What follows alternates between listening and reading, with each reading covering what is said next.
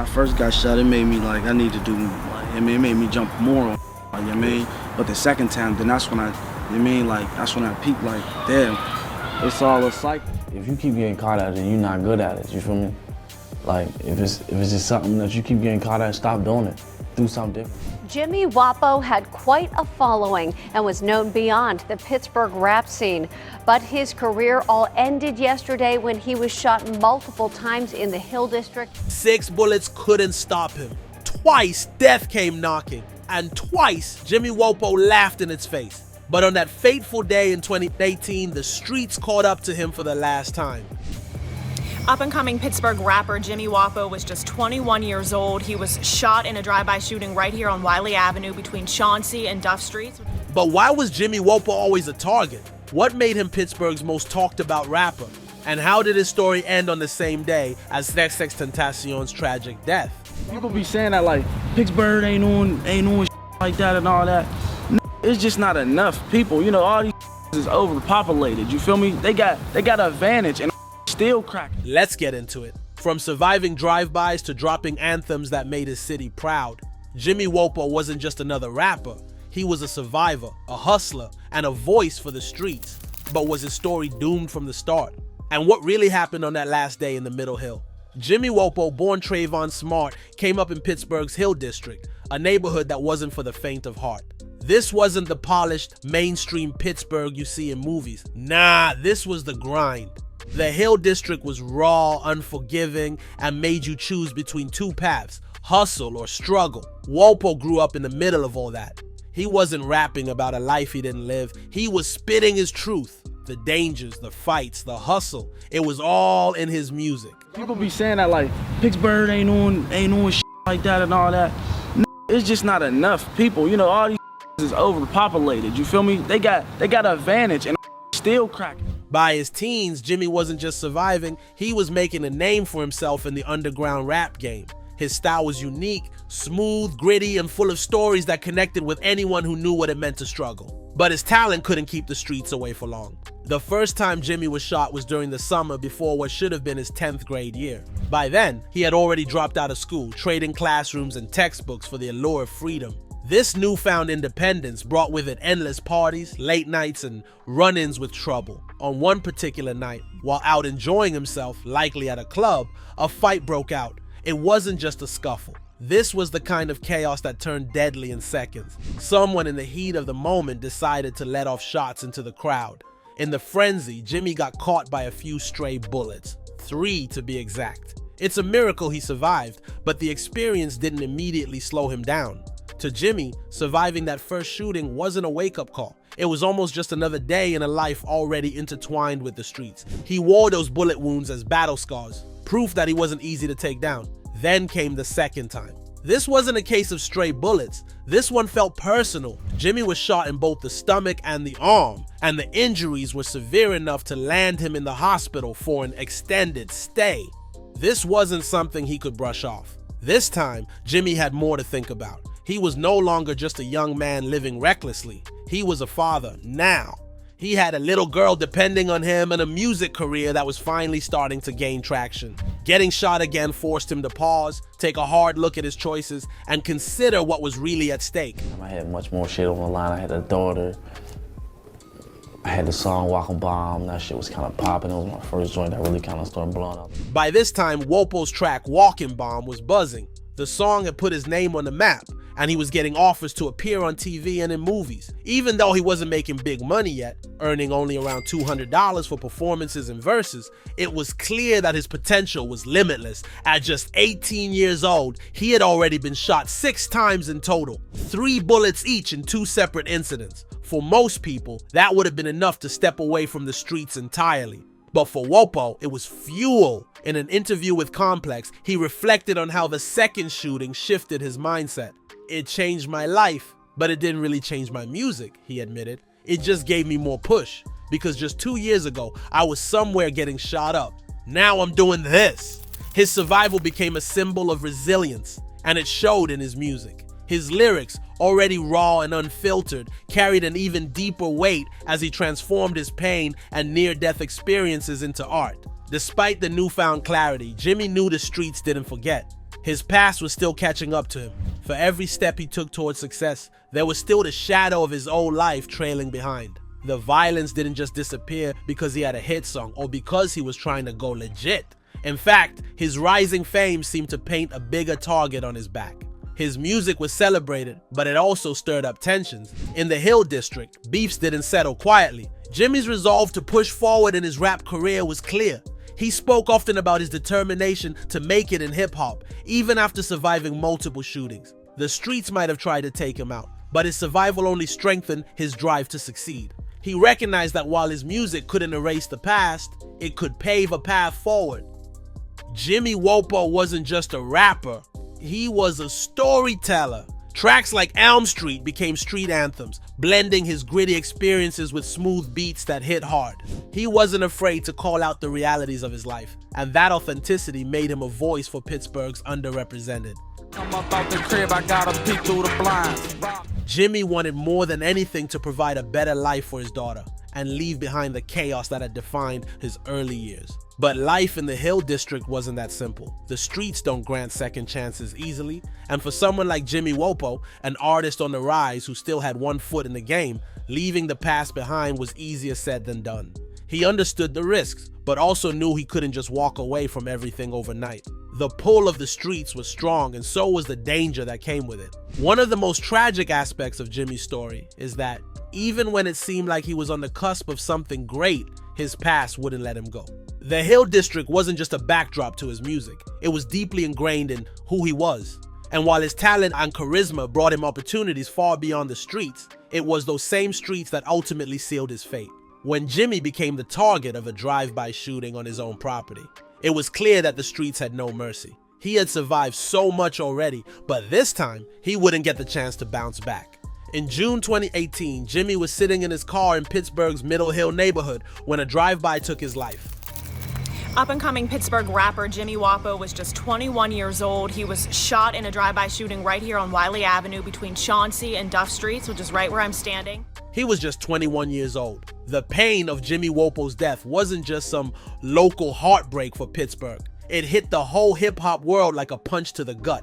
And what made it even harder to deal with? The same day Wopo got gunned down, another young star, XXXTentacion, was off down in Florida.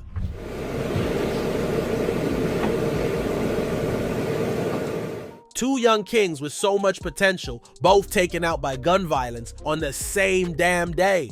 If that ain't some cold-hearted mess, I don't know what is. Now, XXXTentacion, born Jase Onfroy, was just 20 years old when his life got cut short. Like Wopo, X was one of those dudes who didn't just make music, he made people feel something. He wasn't scared to be raw, to spit about real-life struggles like depression, heartbreak, and trying to find a way out of the darkness. That's why his fans loved him so much. He wasn't just an artist, he was a voice for the broken, for people who didn't know how to say what they were going through. June 18, 2018 was a dark day for hip-hop. While Wopo's life ended in Pittsburgh, XXXTentacion's came to a tragic end in Deerfield Beach, Florida. He was out shopping for a motorcycle at Riva Motorsports when two dudes rolled up on him ready to cause trouble. It started as a robbery, but it ended with them firing shots straight into X's car, leaving him for dead. By the time he got to the hospital, it was already too late. At just 20 years old, his story ended before it even really began. The similarities between these two deaths hit hard. Both Wopo and X were young and full of potential. They were on the brink of blowing up even more than they already had. And both were often broad daylight, in senseless acts of violence. It's almost like life was trying to prove how cruel it can really be. What makes it even sadder is that XXXTentacion, just like Wopo, was trying to make a change in his life. Yeah, he had a troubled past, run-ins with the law, allegations of domestic, but the man was making moves to do better. He was giving back to his community, trying to spread positivity. His album, which dropped a few months before his death, was proof he was evolving. Songs on that album hit different. They were about redemption, self-reflection, and finding hope in the darkest places. When news broke about X's death, the internet went wild. Fans couldn't believe it. Tributes poured in from all over. Kanye, J. Cole, Lil Yachty. Everybody was mourning the loss of this young talent. And even though Wopo didn't get as much national attention as X, his city and forms were just as brokenhearted. For hip-hop heads, June 18, 2018 felt like a nightmare. It was a cold reminder of how dangerous this life can be. XXXTentacion and Jimmy Wopo came from different corners of the game, but their stories had so much in common. They were both young men who came up in tough environments, trying to make it big while carrying the weight of their past. But instead of being able to celebrate their success, they got caught up in the same violence they were trying to escape. Losing these two young rappers highlighted something much deeper: the cycle of violence that keeps taking promising lives way too soon. Think about it. Tupac, Biggie, Nipsey Hussle, Pop Smoke, now X and Wopo. The list keeps growing, and it ain't just a hip-hop problem, it's a life problem. These are voices that had so much more to say, and now we'll never get to hear it. For fans of X, his death hit like a ton of bricks. He was always talking about pain and mortality in his music, but nobody thought he'd go out like that. And for Wopo's fans, it wasn't just about losing their favorite artist. It was about losing a dude who repped their city, who told their stories, who made them believe that someone from where they're from could make it big. But why was Jimmy Wopo targeted yet again? Was it street beef, gang ties, or something deeper? A few months after Jimmy Wopo's untimely death, news hit the streets. Police were filing RICO charges against the infamous 1100 gang, the crew from Pittsburgh's Hill District that had been making noise for all the wrong reasons. The indictment laid out heavy accusations: conspiracy to sling dope, rob, and even take out enemies in cold blood. The authorities painted a picture of a crew that had its hands deep in the city's darkest corners, and at the top of the food chain, they claimed it was none other than Jimmy Wopo himself. The paperwork didn't hold back. It called out Jimmy Wopo, real name Travon Smart, as one of the main shot callers in 1100. Federal court documents labeled him as the most prominent leader of the gang, suggesting that he wasn't just a rapper, but a boss with his hands on the controls. They alleged he used his growing clout in the rap game to direct gang activities, from drug deals to violent street hits. While Wopo's career was on the rise, the streets whispered that he was still tied to the block, calling shots, making moves, and keeping his enemies on edge. At the time of his death, Wopo was already under police surveillance, but the case didn't surface publicly until August 2018.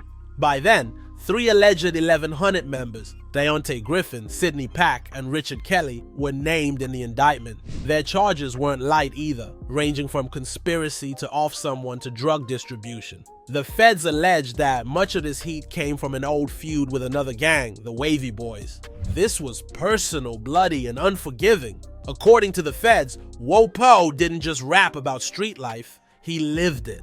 They claimed he used his music career as a front, ordering hits and paying his crew with either cash or a chance to shine in his music videos. The narrative painted Wopo as a man who demanded loyalty and had zero tolerance for betrayal or failure. Disrespect? That wasn't tolerated. The paperwork suggested that anyone who crossed the line faced harsh consequences. The beef between 1100 and the Wavy Boys went back to 2012, starting with online disses and spiraling into real-world violence. Things escalated after the Wavy Boys allegedly took out an 1100 member named Lumber. That hit set off a chain reaction. Bodies dropped on both sides, each unalivement fueling more retaliation. By the time Wopo was gunned down in 2018, the streets were drenched in bad blood. In April 2015, Sidney Pack and another 1100 member known as TD allegedly unalived Wavy Boys affiliate Christopher Richardson, injuring 2 others in the process. Later that year, Wopo allegedly told his crew to take out another rival identified as MBB. The violence didn't stop there.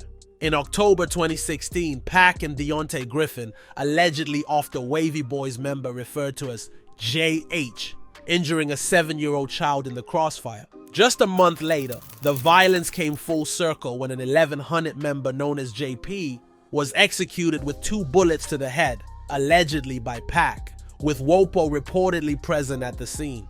This wasn't just random violence, it was a street war with deep roots. And for the authorities, Wopo was the mastermind, the puppet master pulling the strings.